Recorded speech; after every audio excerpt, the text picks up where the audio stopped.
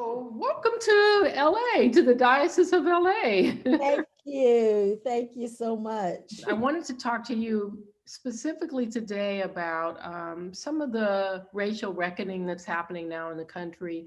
Since Mhm. you grew up in South Africa, I'm sure you know all about a lot of this. And so, but first, I wanted just to start with your journey to becoming a priest. I mean, Yeah. with Desmond Tutu as a father, I'm sure it was sort of in the cards. But can you talk a little bit about how you experienced that call and how it came about? What is funny is that uh, having my dad as my dad and looking so much like him, I was clear from very early in my life that I was never going to be a priest. I didn't care if there was no other job available. I was completely set on knowing that the priesthood was nowhere in my life, in my future, and Mm. in anything that I ever imagined. So even when I first felt a call to ministry, which was actually when I was about 24, um, I I pushed it away and ignored it and fought it. And I did that for the next 25, almost 30 years. Oh my gosh. So I didn't go to, and even when I went to divinity school, I went to divinity school rather than going through the discernment process for ordination because I felt like, I had to sit and take on the fact that I felt a call to ministry, but it was still, I was very clear it could not be ordained ministry. Mhm. And so I applied only to one divinity school. So I was still testing God at that point. I was like, if Yes. you want me to do any kind of ministry, you're going to get me into this one place I applied to.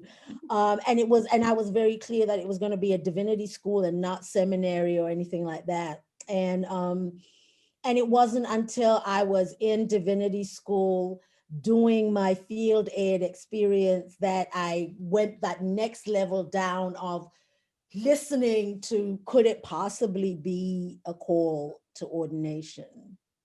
So I'm so physically identified with my father that it felt like it would be like allowing him to take over my life, to be in the same call that he was in. So it wasn't until I was in my 50s that I felt secure enough in myself to say, he's done his life. He followed what was his call. Are you going to constantly turn your back on what might be your call just because he lived his life? Your father's such a famous person, and especially in this country, he became like the image, the symbol for the anti-apartheid movement. What was it like during that time? And did you have a sense of awareness of his greatness or the way he was regarded in the rest of the world or any of that? Or was he just your dad? Um, so he was just my dad. And you know, I mean, I came here to university at uh, 18. I came to the US at 18. And when I was 18, he was not known in this country. I mean, he Mhm, was known in Episcopal church circles, mhm, obviously, from having been on the Anglican Consultative Council and mhm, having been part of the Theological Education Fund. So in church circles, yes, but the kind of um, secular international fame stuff really didn't happen until the Nobel Peace Prize. mhm. um, in South Africa. So even when I was little, he was known as an activist priest, but not. I mean, he was not the activist priest, Mhm. right? And I think that even if he had been famous, um, growing when I was growing up, I think that there's a way in which you make sense of your world based on what you know, right? So I had no other example of what, I didn't have a practice father. So he was the only one that I got, and that's what I knew. And so I like to say to people, so I have really no idea where he stacks up on the fatherhood ranks, because I had nothing to compare him with. He was the father that I got, and the father that I lived with, the father that I love, the father that I fight with still to this day. Yeah. So yeah. So did you have an awareness of apartheid and how, um, what's the word? Stark is a word that comes to my mind, how stark it was for you, and how did it impact, how do you recall it impacting your life? Yeah, that's a great question, and I like to say to people that I think that when you talk to any Black South African, there's a kind of a background awareness of apartheid Mhm, all your life, mhm, um, but that there is some point in your life where you actually step into the experience of apartheid, and for each of us, I think it's something slightly different. For me, it the real awareness. I mean, my parents. So when my parents first went to England, they left me behind with my grandparents. So I went to join the family when I was 3.5, I guess. And my parents say that when they picked me up from the airport and we drove by the school that my older brother and sister were at, that they said, that's the school where Tandy and Tommy are. And as a 3.5-year-old, I said, no, that's not possible, because that school was in town, right? And so even at 3.5, that had the fact, there was no way that my Black siblings were going to be in a school in town. mhm, But I don't have that memory. That's a story that I've heard. mhm, mhm, But my memory definitely is where I felt myself entering into the experience of apartheid was when I was 6.5 and we moved back to South Africa from England. And my father was teaching at the Federal Seminary mhm, in Alice, which is in the Eastern Cape. And the Federal Seminary was actually quite an astounding place at that time in South Africa, because the campus was an integrated campus. So there were lecturers and administrators, families, Black, white, Asian, colored, who all lived on campus. So there was, however, as Black children, we could not go to the school down the street. mhm, And so the options for my parents were for us to go to school in the township near us, or to send us to boarding school in a neighboring country. And so, my parents had been teachers, and they were part of the wave of people who left teaching when Bantu education was introduced. And part of what they promised each other was that if we are going to try as much as we can that our children don't have to experience Bantu education. And so they were fortunate to be able to send us to boarding school in mhm, Swaziland. mhm. However, as a 6.5-year-old, that did not feel fortunate to me. Right. It was a 2 days drive from home. I was away from home at 3 months at a time, 3 months at a time, Mhm, um, in a boarding school, which was not a great, I mean, it was a great boarding school for education. It was not a great boarding school for social life, for, meals, anything like that. And so that was an awareness of apartheid. And then the journey itself was an awareness of apartheid, because, um, you know, my parents planned out the journey based on the gas stations that they knew would allow Black people to use the bathroom. So, any number of gas stations, we could get gas, but there were very few gas stations that actually allowed Black people to use the bathrooms. They planned out the trip based on knowing that there were not many places where we could stop and buy food. I mean, not even stop and sit down and eat somewhere. That was completely off the thing. But that places where we could stop and they could actually walk into a cafe or a store and buy what they wanted, because most of the shops on that journey would only serve Black people from a window, and would very often then give Black people the stale bread, the day old, the milk that was going off.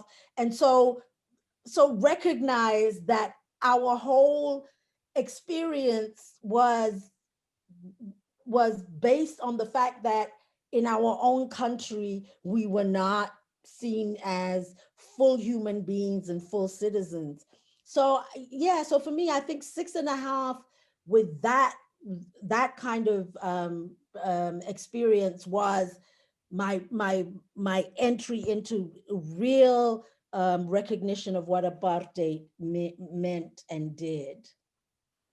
So in the aftermath, there was a Truth and Reconciliation Commission.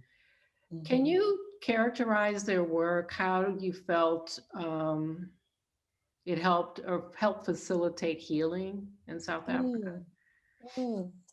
Yeah, and um, I I like to remind people that the TRC was kind of a compromised position in South Africa. So there were those who said that we've had crimes against humanity is what has happened here, and therefore we need to have Nuremberg style trials and put on trial those people who tortured and murdered people in our community. And then there were predominantly in the white community who were saying, let bygones be bygones. And so the TRC was a compromise where it was, we're not going to do a blanket amnesty, but we're going to offer amnesty for people who come forward and tell the truth Hmm. about what they did, Mhm. and who show some level of proportionality between what they did and the aims that they had, and that they have to tell the whole truth. Mhm.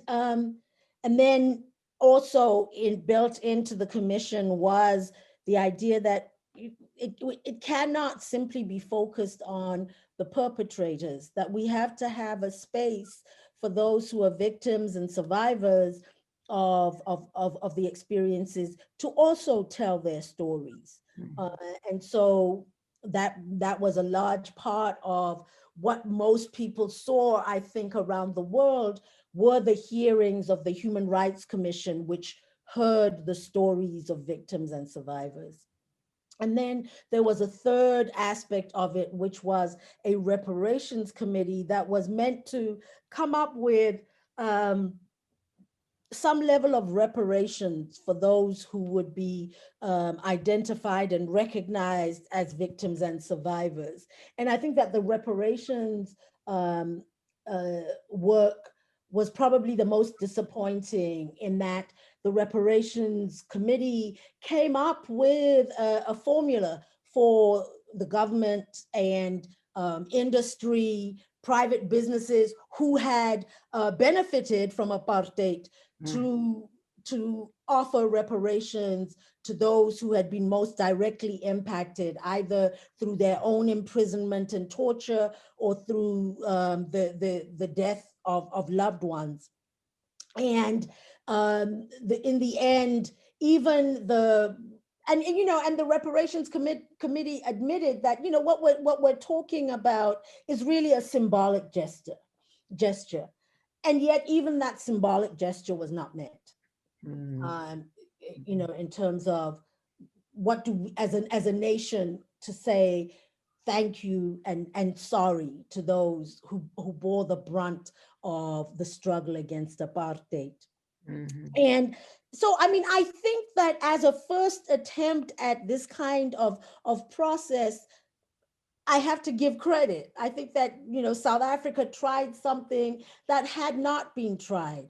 When you look at the truth commissions that happened in Latin America prior to our Truth and Reconciliation Commission, that those truth commissions came after amnesty had already been given, that they had already extended amnesty to everybody, and then they asked people, come and tell us the truth.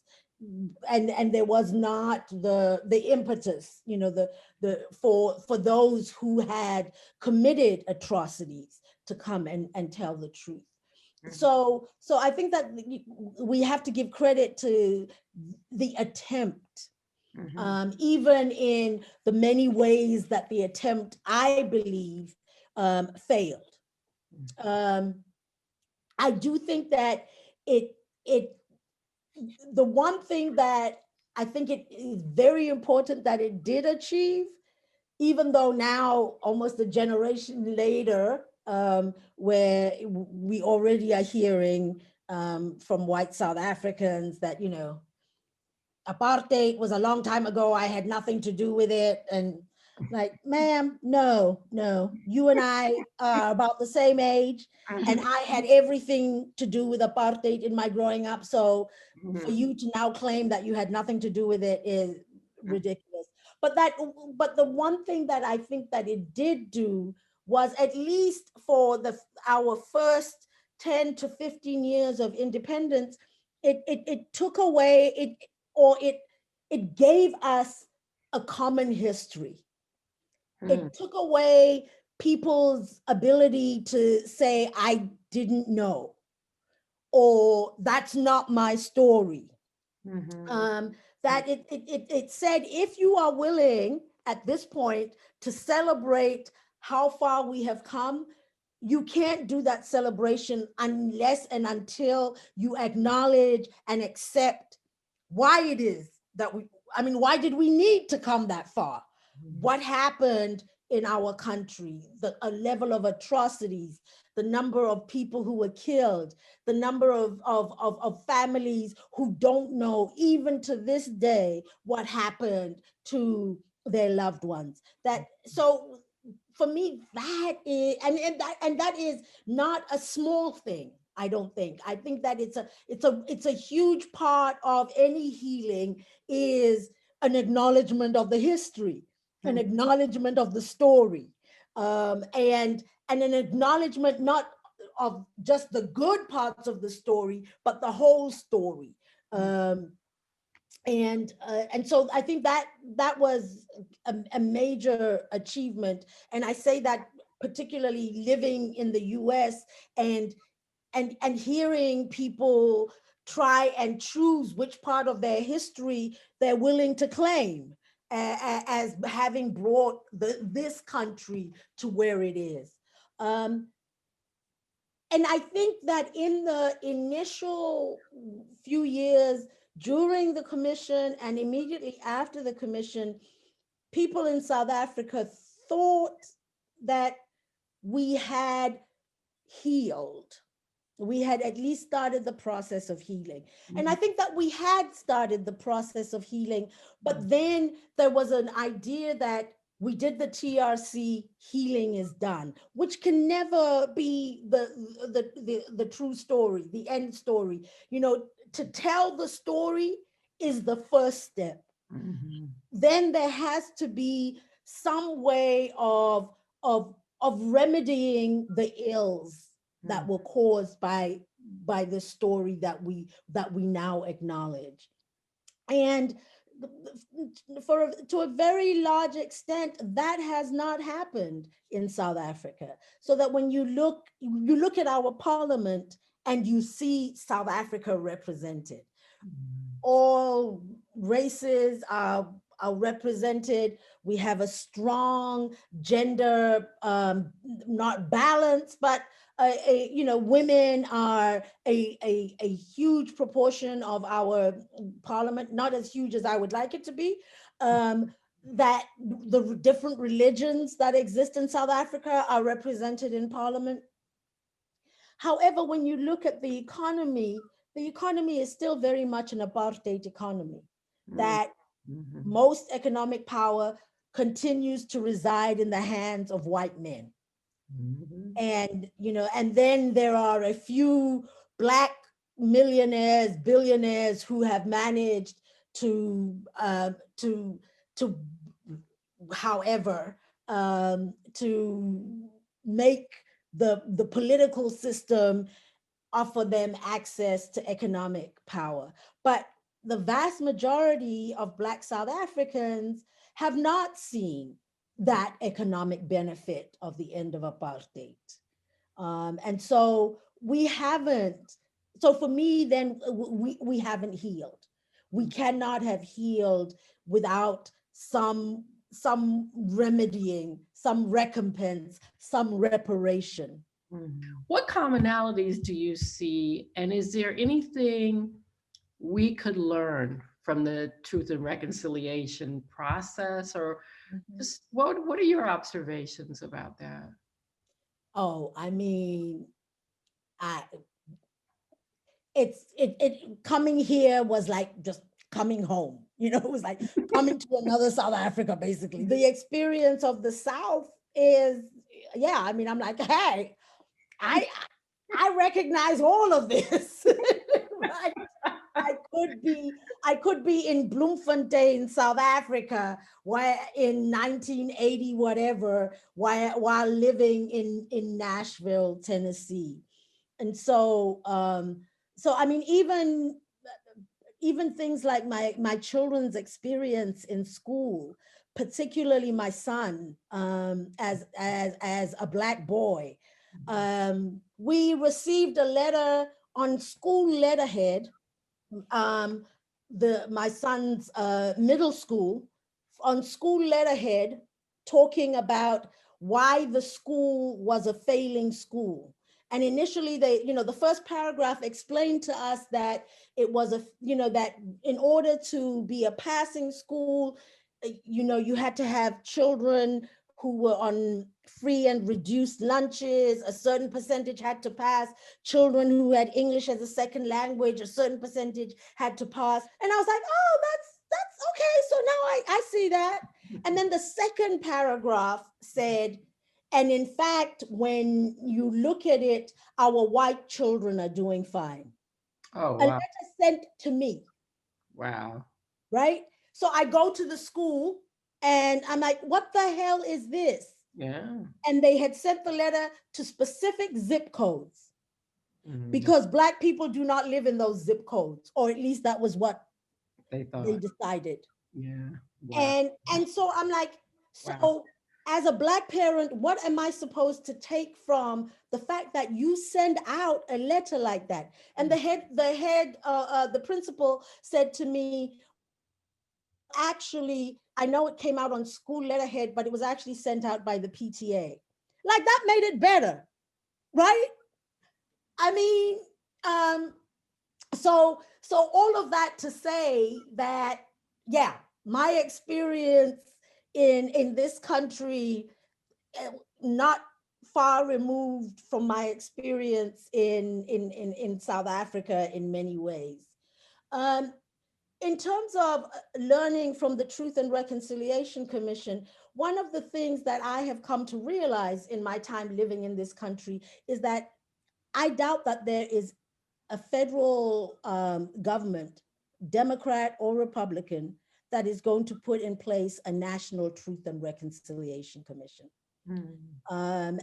And so my belief, my hope is in communities and institutions like churches, like universities, doing that for their community, for their institution. So, do you see that as part of, or do you view that as part of your ministry at All Saints? I preside at the Eucharist.